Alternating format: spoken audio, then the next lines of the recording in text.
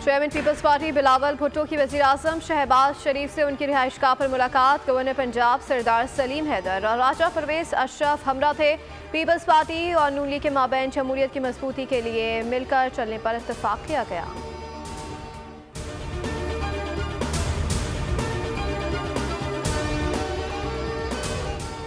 Israeli lobby बानी PTI को hero और मजलूम बनाकर पेश कर रही है। लग रहा है उन्हें रिलीफ दिया जा रहा है। सीनियर सूबाई वजीर शर्शील इनाम मेमन की कराची में मीडिया से गुफ्तगू बोले। पीटीआई को भारत और इसराइल से फंडिंग हुई। कहा बतौर कारकुन नहीं चाहते किसी की माँ बहन जेल में जाए।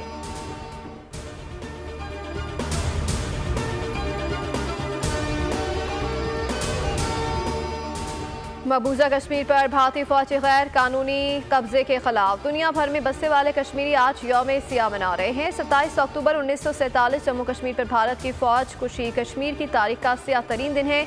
इस रोज़ भारत ने कश्मीरी अवाम की ख्वाहिशात के बरखिलाफ अपनी फौजें कश्मीर में उतार कर गैर कानूनी तौर पर कब्जा किया। कश्मीरी इस रोज़ भारत को वाज़ेह पैगाम देते हैं कि वो कभी भी अपने मादरे वतन पर गासिबाना कब्जे को कबूल नहीं करेंगे। ये दिन अक़वाम मुत्तहिदा की करारदादों पर अमल दरामद की याद दहानी कराता है।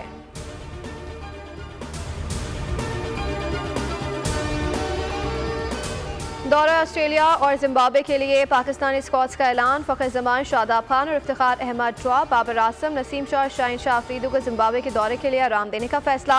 मोहम्मद रिजवान जिम्बाब्वे के खिलाफ T20 मैचेस में रेस्ट करेंगे। दौरा जिम्बाब्वे के लिए डोमेस्टिक क्रिकेट पर परफॉर्मेंस को ज़्यादा अहमियत दी गई है। वाइट बॉल कप्तान का ऐलान। चेयरमैन PCB अब से कुछ देर बाद करेंगे। मोहम्मद रिजवान मजबूत उम्मीदवार।